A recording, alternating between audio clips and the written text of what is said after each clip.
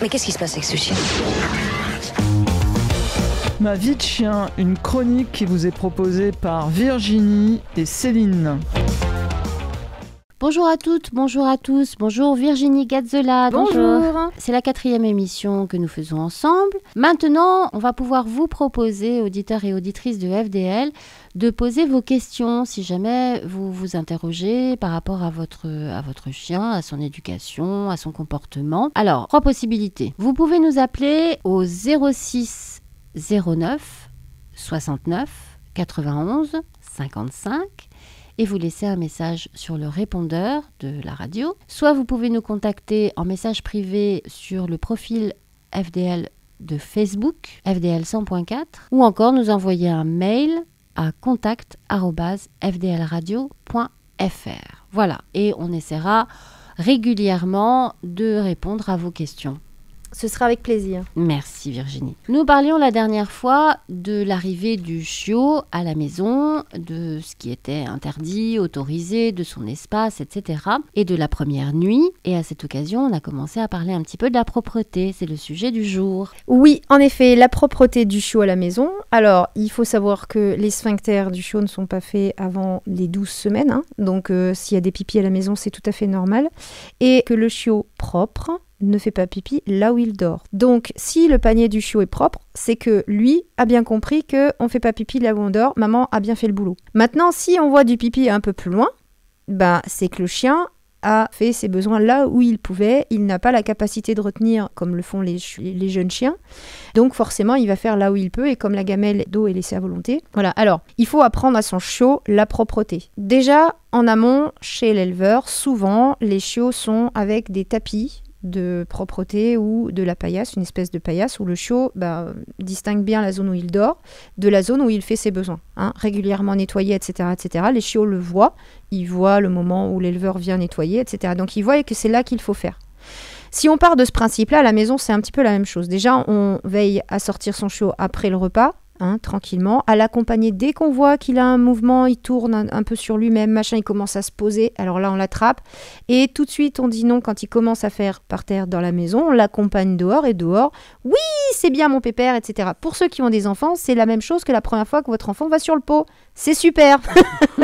Donc c'est la même chose pour Loulou. Ce qu'il ne faut surtout pas faire, c'est le gronder. On ne gronde pas le chiot quand il a fait son besoin, et on ne nettoie pas devant lui, parce que on crée du coup de l'importance, même si c'est de l'importance malsaine entre guillemets, parce que se faire gronder c'est jamais agréable pour qui que ce soit, n'empêche que lui il voit que ça génère de l'attention de votre part. Donc si ça génère de l'attention, je vais recommencer. Même si c'est mauvais. Et attention, parce qu'on peut développer un autre trouble qui s'appelle la coprophagie, dont on parlera la semaine prochaine. Voilà, donc il faut faire attention à ça. Donc, et ça sert à rien non plus de mettre le museau du chien dans ses excréments. Non, alors ça, moi je... Non, bon, on l'a tous vu, hein, parce que bon, il y a des générations en arrière où on le faisait, et ceux qui m'entendent et qui font partie de ceux qui l'ont fait se disent, mais elle est complètement à la ramasse, on faisait ça et ça n'a jamais dérangé personne. On a évolué, on a changé, et on a compris que ça ne servait à rien. Voilà. Donc à un moment donné, il faut faire les choses proprement, sainement. Quand on apprend à nos enfants à être propres, on leur met pas le nez dans la couche. Hein. Donc bon, je suis un peu directe, mais à un moment donné, on arrête les âneries. Donc voilà. Alors par rapport à Loulou, lui, il vient d'arriver, il apprend la propreté. Ce qu'il faut qu'il comprenne, c'est que la maison complète, c'est le nid, c'est la zone de couchage, c'est la zone où on doit rester propre, etc., etc. Donc c'est à nous de surveiller les mouvements du chien, les besoins du chien. Il fait ses besoins, on sait que tout ce qui rentre ressort. Donc on l'accompagne, on l'emmène dehors. Et à chaque fois qu'il fait ses besoins dehors, à chaque fois, on félicite comme si c'était le summum, comme s'il avait fait quelque chose d'exceptionnel. Par contre, c'est vraiment ça, donc on ne le gronde pas quand on ne l'a pas vu faire, pour toutes les bêtises d'ailleurs, on ne lui met pas le nez dedans, merci, et on ne nettoie pas devant lui, parce que nettoyer, il sait que c'est lui qui a causé ce l'a dommage, fait, voilà, mais il ne sait pas que c'est pas bien, parce qu'au moment où il l'a fait, personne n'était là pour lui dire stop. Donc, quand on surveille son chien, et c'est vrai que c'est là où c'est beaucoup de boulot, un chiot, hein, il faut avoir l'œil dessus, eh bien, on fait attention, on le suit un peu partout, on le met au maximum dehors quand on sent que ça va être le moment, ça fait un petit moment qu'il n'a pas fait, etc., etc., et on profite des balades pour justement l'habituer à faire pendant les balades. Et en plus de ça, comme on ramasse ses crottes, eh ben, il le voit, donc hop, mais ça c'est bien mon pépère, t'as vu, t'as fait des jolies crottes, on surveille en même temps la santé de son chien. Hein. Donc la propreté se gagne comme ça, on félicite, etc. Si vous êtes trop sévère, si vous êtes trop dur, si vous êtes trop... Le chien va finir par développer un trouble, hein. Il va faire de la coprophagie, donc il va manger ses crottes pour les cacher, pour les camoufler. Et ça va rester. Un chiot propre, allez, on peut considérer 6-7 mois, c'est bon quoi. Règle générale, même bien avant, hein. Il y a des chiots à 2 mois, c'est réglé. Hein. Mais si ça tarde un peu... Allez, 6 mois, c'est déjà juste, voilà. On va dire que 6 mois, maintenant, c'est qu'il y a quelque chose qui ne va pas. Hein. Donc voilà, après, ça dépend aussi toujours pareil, de la sensibilité du chien, etc., de la maman, de l'éleveur, ou du particulier si le chien ne vient pas d'un élevage. D'où l'intérêt aussi de prendre cette petite semaine de congé pour rester avec son chien au début, pour pouvoir bien mettre en place toutes ces règles-là. C'est ça, complètement. La première semaine de l'arrivée du chiot, elle est essentielle. Elle va marquer toute la vie durant avec lui. C'est un élément de votre meute, c'est un membre de votre famille. À partir de là, vous devez en prendre soin. Vous ne le laissez pas seul comme ça du premier coup, du premier jour. Vas-y, débrouille-toi avec l'environnement que je t'apporte sans de l'avoir pris le temps de l'intégrer, d'avoir anticipé et d'avoir été sa référence. Vous êtes sa référence, mais vous êtes la référence à vie. Donc vous êtes la voix de la sagesse, vous êtes la voix de la tranquillité pour le chien, vous êtes la force tranquille. Hein, faut jamais être excessif ni dans un sens ni dans l'autre, sauf pour la propreté. Où là, il faut être très très joyeux quand il le fait dehors. Et pour le rappel aussi, on verra ça plus tard. Mais il faut pas être tout de suite, vas-y, débrouille-toi. Vas-y, débrouille-toi. Non, là-dessus, non. Il faut vraiment créer un lien avec son chien, c'est indispensable. Et on le verra sur les chroniques futures. Et puis certainement sur vos questions, à partir du moment où vous allez poser vos questions, il y aura certainement certains d'entre vous qui me parleront de fugue. Et je vous rappellerai le lien petit par rapport à cette histoire de fugue. On verra ça plus tard. Mais c'est très important. Cette semaine, elle est primordiale. D'accord. On peut mettre des petits journaux par terre Oui, bien sûr. Alors, après, les petits journaux, il faut les guider de plus en plus vers la porte. Oui. Hein.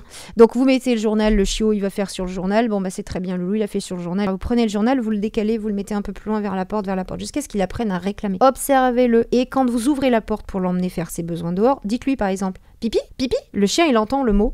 Et il va l'associer parce qu'au bout d'un moment, il va faire son pipi dehors et vous allez lui dire, vous derrière, oui, pipi, c'est bien. Et il voit que le pipi, ce que je suis en train de faire là, c'est génial. Donc, je vais recommencer. Petit à petit, rappelez-vous, les sphincters, la maturité physique du chiot, elle est en train de se faire. Donc, il faut être patient, hein. Oui, c'est beaucoup de répétitions. En fait, beaucoup, hein. Il faut jamais lâcher. En fait. Jamais rien. On ne lâche jamais rien. C'est pour son bien-être. Et il faut bien se dire aussi que sa maman, elle a fait les choses proprement, normalement. Si le chiot a une maman équilibrée ou des congénères équilibrés qui faisaient partie de la meute, parce que la maman n'est pas la seule à s'occuper des chiots, quand ils sont plusieurs, eh bien, elle va avoir nettoyé, elle, le nid. Donc ça, ils l'ont vu. Alors, ils peuvent aussi faire la même chose. Mais ça, on en parlera à la chronique prochaine. Voilà, nettoyer la zone. Maintenant, ça aussi, ça ne doit pas perdurer. Mais quand on apprend la propreté à son chiot, on l'apprend, on peut lui mettre des tapis d'apprentissage. Alors les tapis d'apprentissage, ce sont des espèces d'alaises qui sont imbibées d'hormones, de phéromones dessus, qui attirent le chiot pour faire ses besoins. Mes petits blancs, eux, c'est ce qu'ils avaient. Donc quand ils sont arrivés chez leur futur maître, ils ont appris rapidement à aller dehors parce qu'ils étaient guidés au fur et à mesure et parce que je prenais l'habitude de les sortir régulièrement. Maintenant, tout le monde n'a pas le temps de faire ça. Faut bien être clair, les éleveurs n'ont pas que ça à faire. Mais n'empêche que l'apprentissage se fait vite. Et puis à partir du moment où le chiot a les va-et-vient extérieur, intérieur, naturellement, il ne va pas faire à l'intérieur. Bon, c'est déjà aussi une autre chose à voir et surtout en le félicitant et en stimulant, en mettant des mots qui vont conditionner le chien à l'entendre et à faire et à agir. C'est mon action-là, c'est ça qu'il dit. Ok, quand je fais ça, lui ou elle, il est super content. Les chiens adultes qui vivent par exemple en appartement ou même en maison d'ailleurs, quand les maîtres doivent s'absenter toute la journée, quelle est sa capacité de rétention ? Alors, en fonction de l'âge... Et est-ce que c'est pas mauvais à force pour ses reins ? Ouais, alors... il faut être clair, on va pas laisser non plus, il faut pas laisser le chien, même adulte, 12 heures seul dans l'appartement, on est bien d'accord. À un moment donné, il faut être clair, c'est comme nous, il faut y aller. Ils ont une grande capacité de rétention, il n'y a pas de problème là-dessus, il y a juste que oui, c'est comme pour nous, il y a l'âge du chien qui fait que plus les chiens vieillissent, plus ils commencent à se lâcher, peut-être des problèmes de santé, de maladies, etc., ou de vessie, voilà. Bon, après ça, en règle générale, vous êtes au courant, quand votre chien est adulte et qu'il commence à faire sur lui souvent, et puis qu'il est jeune, enfin, ça reste un jeune adulte, normalement, vous êtes passé chez le vétérinaire, vous savez. Donc, quand les chiens vivent en appart, l'idéal, c'est d'avoir quelqu'un qui vienne entre midi et 2, les sortir, au moins pour faire leurs besoins, faire un tour de quartier, se dégourdir les pattes, faire ces trucs, et puis rentrer à la maison. Ça, c'est génial, c'est l'idéal. Maintenant, on n'a pas tous cette capacité de le faire, donc le sortir avant de partir, le rentrer et revenir au plus tôt et puis le sortir quand on rentre. Attention au rituel aussi. Mais cette capacité-là, oui, effectivement. Après, attention, quand on a un chien qui vient d'un refuge, on ne sait pas forcément l'histoire du chien, même s'il est adulte. Et là, pour le coup, je pense à ma chienne Noah. Un chien d'élevage qui a vécu en élevage en cage, la plupart du temps, est sale à la maison. Noah, 5 ans, elle est sale à la maison. Donc, toujours pareil, la cage là dans laquelle elle vit, lui permet d'être propre. Et donc, je vais revenir sur ma cage pour la propreté. Quand on a un chien qui a des difficultés à rester propre parce qu'il fait partout dans la maison, sauf là où il dort, n'hésitez pas à le mettre dans sa cage, même si c'est pas... attention, c'est pas 12 heures, je le répète, n'hésitez pas à le mettre dedans pour qu'il apprenne à se retenir. Et quand on le sort de la cage, on l'accompagne, on le félicite, etc. Et on l'emmène dehors, et il fait ses besoins dehors, et là on recommence comme pour un chiot. Oui, c'est bien mon pépère, pipi dehors, etc. etc. On s'en fout de l'âge du chien. C'est juste qu'à un moment donné, il y a besoin de l'aider. Donc la seule manière qu'on a, c'est ça. Ou alors une petite pièce, les toilettes. Il y a des gens qui ferment dans les toilettes. Alors moi, je préfère autant le fermer dans la cage. Il y a moins de produits dangereux que dans les toilettes. Mais il y a même des chiens qui font sur les toilettes. Ça se voit régulièrement dans les vidéos. Oui, alors ça, c'est du conditionnement, c'est du dressage. Souvent, ce sont des chiens qu'on a dressés et à qui on a montré. Il y a des chats aussi qui le font. Oui. Et oui, à qui on a montré comment faire, comment se positionner. Alors on a ces chiens, des chiens de certaines races qui sont très très intelligentes, qui le font rapidement. Mais c'est pas... Ça se résume pas qu'à une race, ça se résume au chien. Et puis moi, je sais pas si j'ai tellement envie de passer après mon chien sur les toilettes, mais bon. Après, ça, c'est pas non plus. À chacun de voir. Très bien, merci beaucoup. Donc là, c'était l'étape de la propreté. Et donc la semaine prochaine, on va parler de la coprophagie. Exactement. Manger le caca. On mange le caca. Et ça... Eh bien, je ne sais pas si c'est l'heure de déjeuner pour vous. Je vous souhaite bon appétit et bonne fin de journée la semaine prochaine. Merci beaucoup Virginie. Merci à vous. Au revoir. Au revoir. Bon, il est où ce chien là maintenant? Va dans ton panier.